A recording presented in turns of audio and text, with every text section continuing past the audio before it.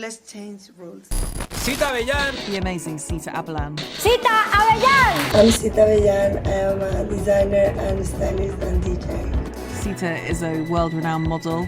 She's clearly made a name for herself as an iconic DJ with an eye-catching sense of style. I must say that I was a little bit of a problematic kid. Completed art direction and photography for Kim Kardashian. I'm on set with Sita today. She came all the way in town. Stylist for the likes of Balvin, having recently attended the New York Met Gala with him. Like walking in Rihanna's Fenty fashion show. I designed like a bag for Fendi like some years ago. Someone who brings new meaning to the term multi-talented. People don't like people that do many things at the same time. She is one to watch, to say the very least. How are you, Sita? Very good. Can you take me back to like the early days when you grew up? You're from Murcia, right? Yeah. Well, how would you describe that time? I can remember very well my childhood, but I was very happy to be there. Then when I started growing and I became a teenager, I kind of not want to be there because I been like a very creative person since I was a kid. I always liked fashion since I was very, very young. So Murcia is a small city. And it's a very beautiful city, but unfortunately it's very traditional. So for me as a teenager, it was very difficult to grow up there because a lot of people would judge me for the way I dress and the way I think. So I was kind of depressed, I must say, because since I was like 15, that's when I started working as a model. I was wanted to leave the city. Even though the life there is great, one of the best quality of lifestyle I ever had in my life. But unfortunately for my job, it's not possible to live there. So yeah, but I love going there. I mean, it's my city and my family is there. Yeah. And you said it was not always easy to be a teenager there. And was that because you were standing out and you thought that you were different, or did others think that you were different? Yeah, like I think because I have been like a very, very creative kid since I was very young, you know, my friends and all that, like they used to listen like radio music. I wasn't listening to like any radio music. I used to hate it. Or maybe like the way I dress, you know. At that time, I didn't have like color hair or anything like that.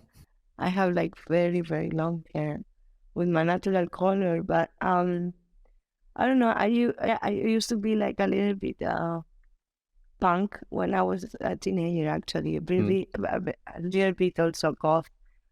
I liked to wear like all black clothes and like very skinny jeans and like my long hair and then my dark lips, and people would be like, "What the fuck?"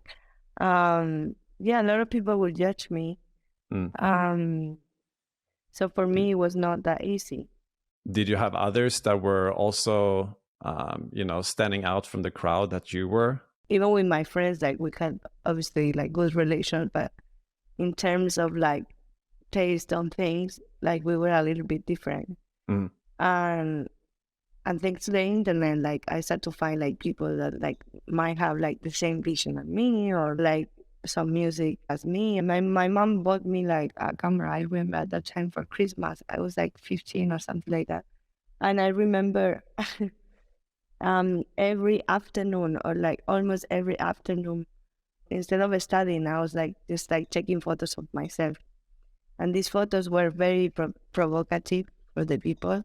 Nowadays, like a lot of people take this kind of photos. So Tumblr was like my platform where I would upload things, and I was not even aware, like not even like putting any attention of like the fact that like, I'm gonna have like any kind of follower. No. And then it was interesting because then when I started traveling, when I was like older, I found a lot of people that were telling me, "Oh, I was your fan at Tumblr." I was like, "What?" Really? You said that you were listening to other types of music than the radio music that your friends were listening to. What were you listening to? Yeah, I listen to a lot of new wave, dark wave, punk, industrial music. That's how actually I got like my taste into music, because when I started playing actually was when I was 18, and at that time I started playing house, but the house I was playing was not very like funny, and some tracks that are very funky and groovy and all that, but that's not my kind of music that I play.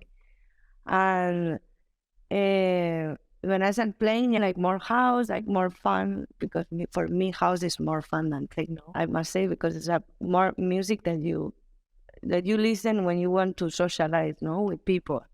Yeah. And techno is more like a music that you just close yourself. So when I discovered techno, actually, like my first, like how I got into like dark wave, new wave. This was the time when I found like Misbhv and the Hacker. And Misbhv for me has been like my muse since forever. And yeah, and then from there, yeah. How did you find the inspiration for dressing differently and style at that age, and also the music? Was that through internet that you... I don't know how I found inspiration, because I think somehow I feel it's something that I was born with, because since I was very, very young, there is an anecdote that I always tell everybody, that is basically when I was 3 years old, I was with my babysitter, and we walked the street. She was bringing me, I think, to my grandmother's house. We stopped in a shop that my mom used to buy me shoes from. And I say to her, we go inside.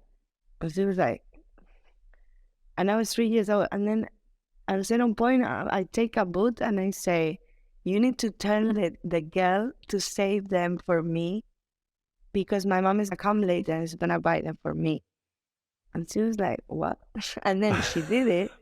And then my mom, because the story was so fun, she came back, she saw the boot, and she was like, they are horrible. Like, she saw them and she was like, I don't want to buy this. But then she thought, oh my God, like, this is so funny. I mean, I was so young, and I did that. And then she bought them, and then I couldn't take them off. I was wearing them like every day. When you were 3 years old? Yes. Wow. So I think, I don't know for what reason, I had like this big connection with fashion since I was very, very young. Then through the age, because for my experience and all that, and for the internet, I found like other ways that I can express myself with, which is like also music or designing, or like many things that I do right now. With clothing, I don't know why I have it inside of me since I was born. So was Tumblr, did you feel like that was kind of like an escape, or was it, so it was like a place for you to be creative, where you were limited in your physical life? Totally. And then at the same time, it was a way for me to hide, because I couldn't show myself at the 100% in Murcia, or even like to my family. I must say that for them, in general, it was a little bit difficult to understand what I was doing until some years ago, But I remember that some teachers of the school, high school, coming to me and telling me, are you okay? Like, I have seen photos of you posting. You don't look fine. Like, you need help. I'm like, no. In high school, or how old were you then? 16, 17. And you said you couldn't really be 100% yourself, even almost even with family. What do you mean with that? Well, I mean that at the time I was like hiding some parts of myself because I don't want them to judge me, but some members of my family didn't understand yet myself. I must say that I was a little bit of a problematic kid. A lot of time to like study, and my mom was like, oh, you need to study medicine. I'm like, And at the end, I was like, this is impossible for me. Like, I don't see myself studying medicine because this is a career that never ends. Even if you end in the university, you still study like till you die, like till you stop working. Long time to understand what I really wanted to be. Nowadays, I must say that I don't know it yet. That's why I enjoy doing so many things at the same time. But I don't put limits to my creativity, you know. I think that's important in artist. I study advertising and PR. I first began with audiovisual communication. So I studied advertising and PR. And at the career, I was like, I don't think this is for me. When I had to do something to communicate with a certain public or audience, you know, because you have to sell something for everybody in the world, you know, or like every kind of age, every kind of mentality. The teachers were like seeing my job and they were like, I don't understand this. like I don't think someone can understand this. And then I understood that I am not. I'm like with what I want to do with my message and my mission in this life is not to try to sell something else from someone else, you know. It's not made for the masses. Yes, it's not made for the masses. Yes, totally. What was an example of those things that you presented to your teacher when you were studying advertising that they said they didn't understand? I remember one time we had to do a campaign for UNICEF. They were having the students of some universities do this project so they could use this poster, you know, that you create for the campaign. I remember I presented, I don't know, for me it was not that weird, but my teacher said, I don't understand this. And I think I made like some hands of kids from all over the world with the ball of the ball like in their hands, you know, like you do like different hands and then the ball there. And he didn't understand it. He just said that I don't understand it. This is not. And I said, you know what? I'm gonna do it again. You studied in Milan? So I studied Murcia the first and second year of career. Then the third year, I did it in Milan because we did a student exchange, Erasmus. So I did 1 year in Milan, which were very interesting because the subjects I had were like Italian cinema with Fellini. Then we had like many different subjects that were very interesting. Television, television had to do with my career. But maybe the rest were just like interesting for me, so I chose them. And I did 1 year there, and then after that, I was like, I want to stay in Milan. Were you were still on Tumblr and uploading and like having the first year? You were doing something with your creativity the side. first year, yes. The last one are from this period. When I arrived, Instagram already was out, and it took like more popularity and all that, and then I started posting on Instagram and I left Tumblr. Was it through Tumblr that you come in connection with Rihanna? Yeah, it was by Instagram. Oh, okay. How did that all actually, come about? She never contacted me. It was more that she found me. An agency called me, Wilhelmina. Wilhelmina wanted to sign me in New York.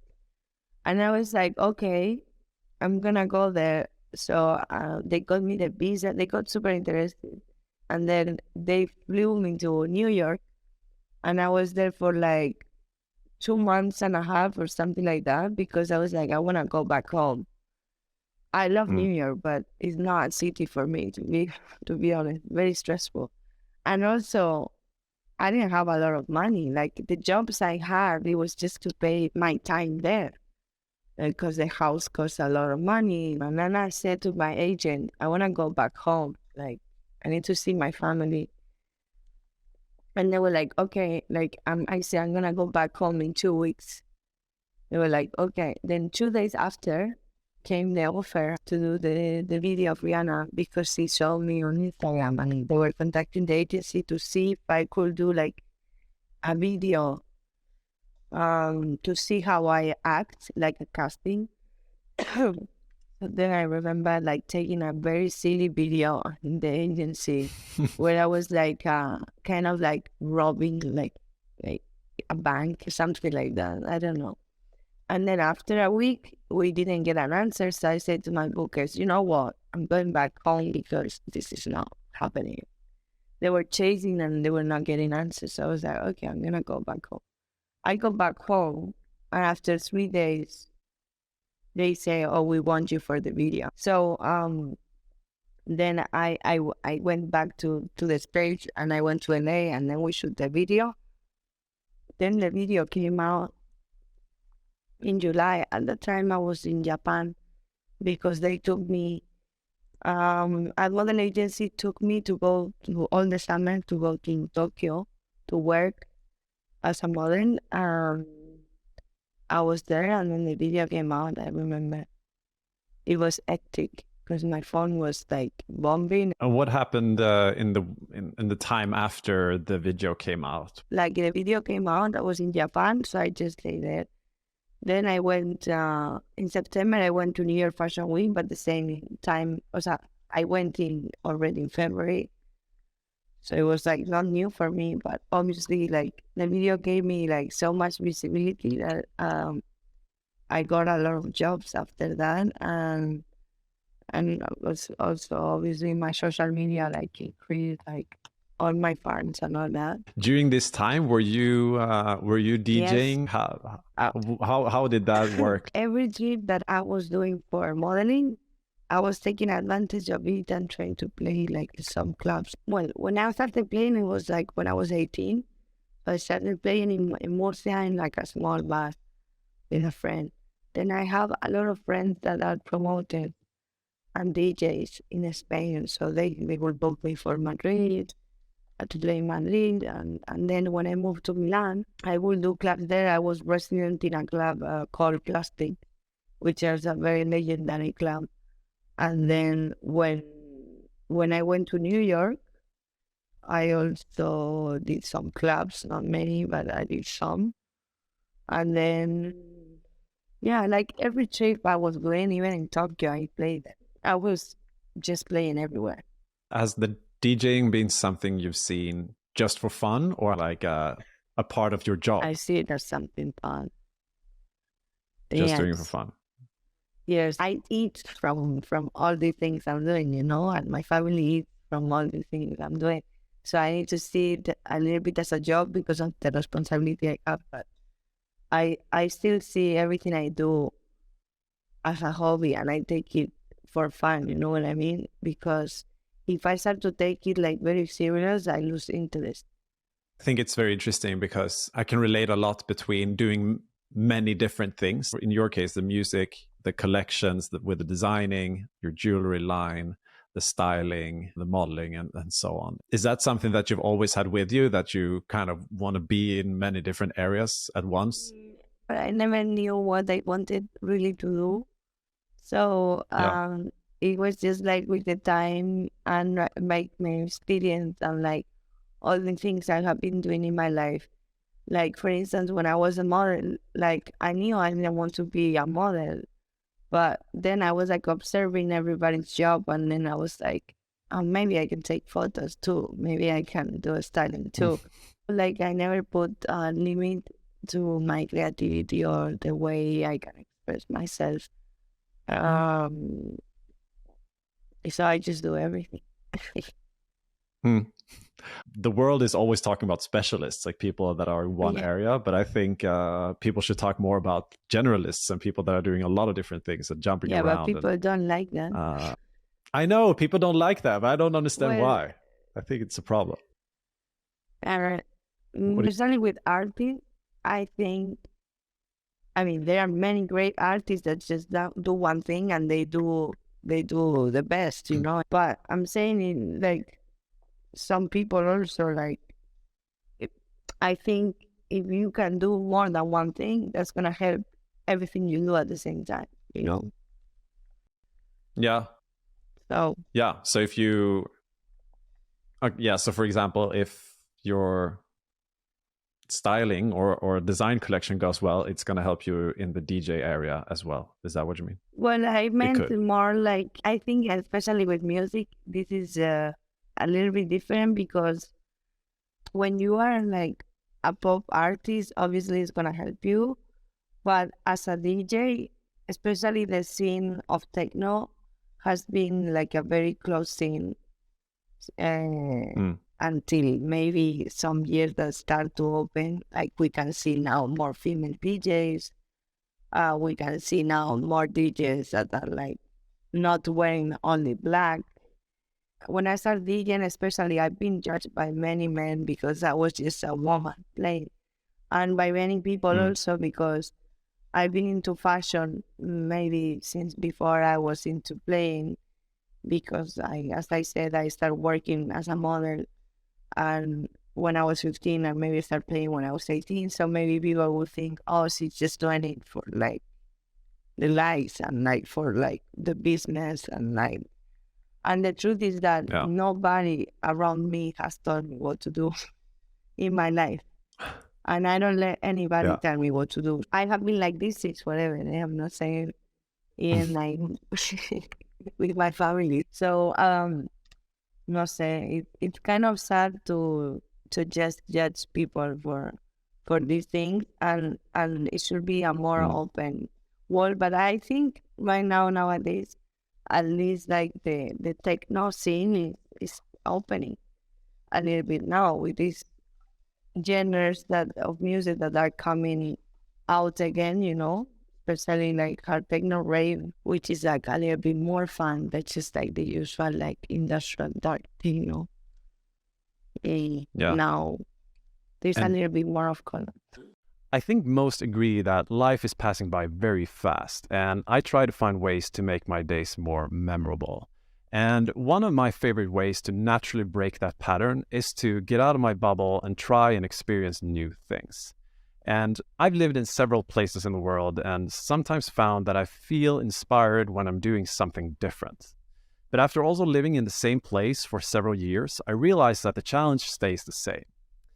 But one thing that brings me new ideas of things to do is my membership in American Express Platinum. And it's a long list of experiences and offers listed in the app. And some examples are guided tours at ski resorts, members-only menus at top restaurants, discounts for luxury staycations, and gatherings where you also meet other members.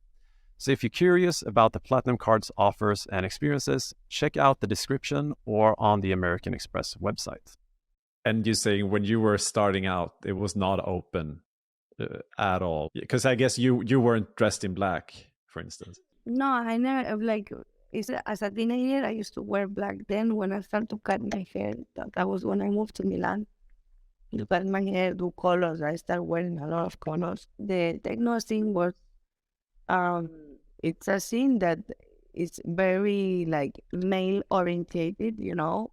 So a lot of DJs are males, not females.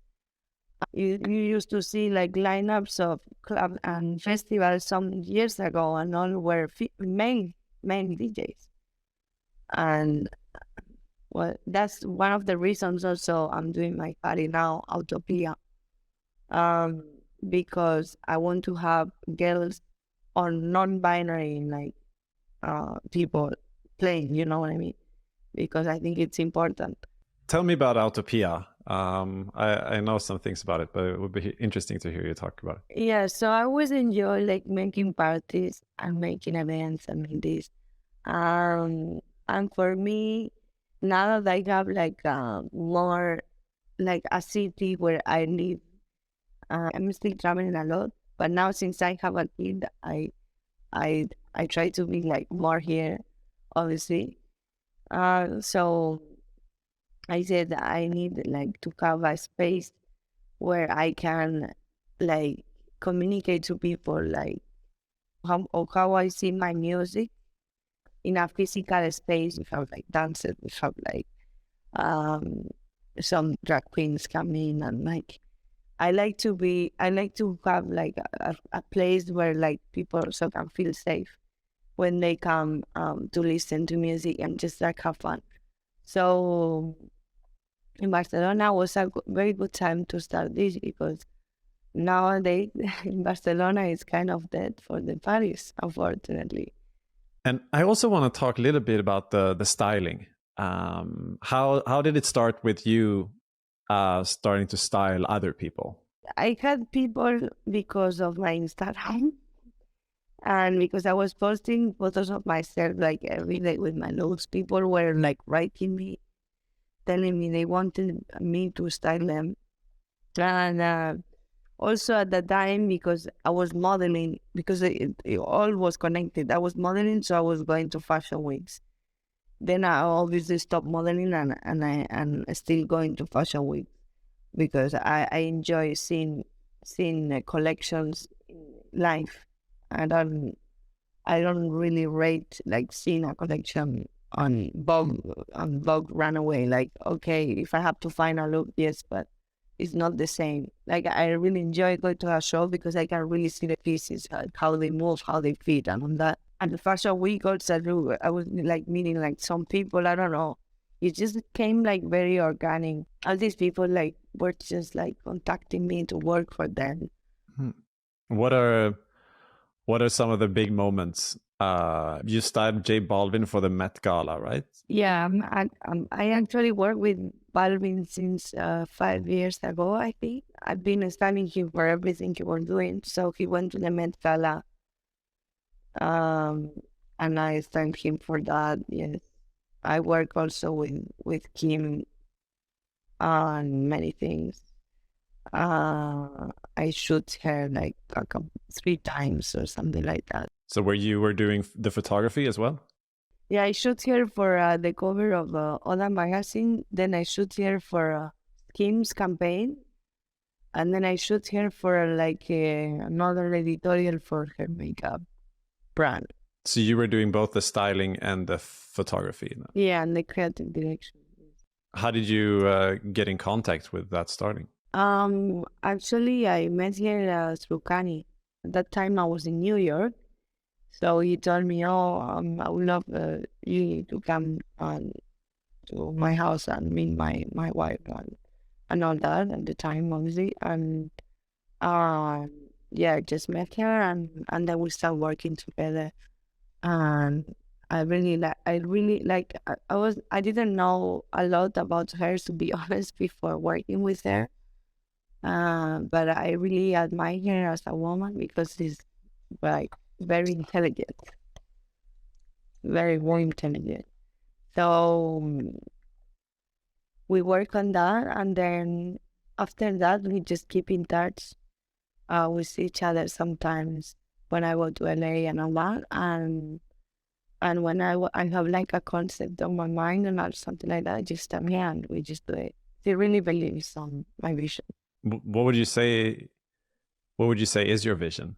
I don't know. It's just something that when I say my vision, like it's like what inspires me and how I see somebody. Like if I imagine somebody in a certain context, wearing certain clothes and in a certain moment, like that would be like a vision that I have for them. And how were you and Kanye? How did you guys know each other before that? Because we collaborated in some project before. Because you've been doing many different design projects, not only with Misbhv, but also with like a lot of different brands, right? Yeah, I designed like a bag for Fendi like some years ago. That was a bag they didn't even sell. It was just for the archive of, and so I have one bag and they have the other one. They just made 2 bags. But yeah, we have done so many things. With Connexion, with Nike also. I'm sure I'm missing something. And how would you describe what your weeks are like now? Like, are you still in all different areas? You're still DJing, you're doing the styling, you're doing the modeling? Like, I don't model anymore as before. Now if I do something with my image, that's something that I wanted to cut some years ago. Obviously, if I get like a campaign I like and all that, I do it. I wanted to a little bit to disconnect my work just with my image because because I wanted to concentrate like my energy on my creativity and like with what I express more than with what people see, you know. So for now, like what I do during my week, I don't travel as hectic as before, because when I was in London, that was crazy. Like every 2 days I was traveling somewhere and then going to New York, going back, and then going back to New York, then going to LA, then China, then Japan, then Europe, then too many places. What was all the traveling for? Or for playing, or for styling, or for jobs. Never for holiday, never. It was the traveling schedule of a DJ combined with also doing all the other styling. Yes. So I had to work maybe in the morning and like work in the night. So then I never had time to really like, now I'm working on my EP, which is coming out in October, okay? Like, and for so many years, I've been trying to produce music, which I have some tracks produced, but they never came out because I never had the time to just put the time on this. I have a lot of respect for music, you know, more than even than for fashion. And the thing is that everything I was doing, like everything I produced in the past, for me, it was not enough, you know, not enough. And I've been trying. And now that I really had the time, since I moved to Barcelona, it's true that also because COVID, you know, it reduced a lot for a lot of us. Like our schedules were more easy now, you know, than before. Before it was hectic, as I said. So also because I had a kid, I had to really slow down. I had a kid in June last year, so I had to slow down a little bit. So for this, I had the time to go to the studio. I go to the studio every day. I have some time, at least 3 hours per day, that I can keep like producing and like making things, or just go there and listen to music, you know, and put some creativity into it. Because the truth is that even like for like the designing process and like all the creative parts of my job, I didn't really have the time to put time into it. Like I was just doing it, but in middle of travels, with my head like almost to explode, like tired. So it was not the best, you know, the best. So now, thanks God, yeah, you asked me how my week is. So my week is that I wake up, my day, when I wake up, if I don't have to travel, if I'm here in Barcelona, I wake up, I'm with my kid all morning, then I eat, and then I come to the office. And in the office, we're just like the team, where I'm like designing, or we are talking about something, we just have meetings, or then I'm just like, yeah, like strategizing how the EP is gonna come out, or like what we are gonna do next, or like what are the next things to do, like all these stuff. And then I go to the studio. I go on this, as I said, like 3 hours per day, because I need to finish this as soon as possible, and also because it's important for me, you know. And then I just go back home. And then in the weekend, if I am playing somewhere, like I just travel and then come back the next morning, because I don't want to be too much time like away. And then I thought, and then if I have traveled, so remind me. So this is your first music production that Right. will be released with this Right. this EP coming Yeah. out this fall. Wow. I feel very good. I mean, I'm kind of not, I don't have fear, but it's more like, wow, like for so many years I've been waiting this time where I release my own music. And as a DJ also, it's very important, you know, I feel like it's very important that you put out your own thing, you know, your own heart, you know, into music. And yeah, I don't know, I'm very excited, to be honest. And I don't want to put out only music, but I want to make like, I would like to make like a audiovisual piece, like masterpiece out, you know. So I want to make the videos very nice, and I don't know. I have like a lot of ideas in my head that we're gonna execute in the next month. But I'm super excited to be on. Wow, that sounds fun. And you became a mother last year. How would you compare your life before and after that? My life completely changed. I must say that I wanted the change to come because, as I told you, my life was very hectic. I didn't know where I was living. Even if I had a house in London, I was never there. And somehow, for me, it's not that I lost interest on what I'm doing, but I was not finding the reason of why I was doing what I'm doing right now. And it just like immediately remind me like why I'm doing this. And it just made me like super happy, you know, to be a mom. I always wanted to be a mom when I was like around 30.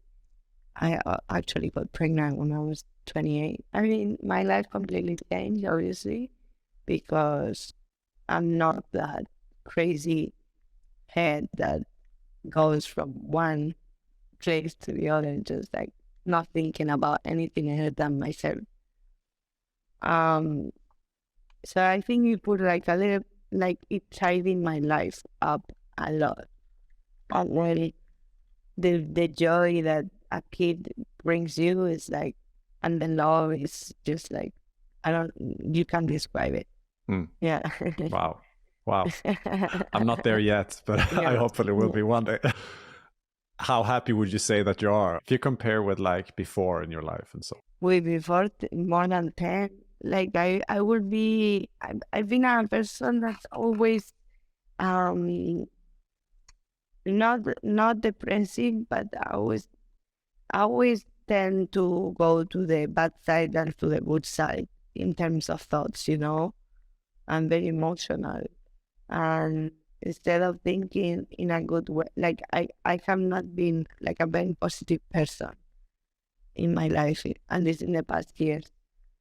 So now I need to be positive, yes, because it doesn't depend only on me. It's a kid, it's a kid depends on me, you know, and I need to be positive, and I need to try to be positive in every way, because I can't show my kid anything bad, you know. Well, you understand me what I'm trying to say? Yeah, definitely. You feel it's kind of your responsibility to bring positivity to a child. Yeah.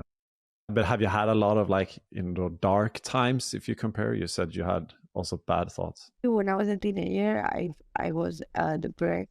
I was even in treatment. When I went to Milan, I had food disorders since I was maybe 16, I think, or 17. I can't remember now the age, but the age. But until I went to Milan, I was in treatment.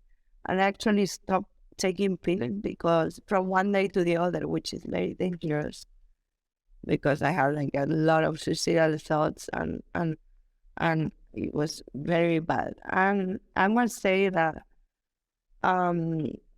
after that, I was better because I didn't have like body shame or anything like that. But I've been always like a very negative person. So at the end, that brings you to a place that you don't want to be.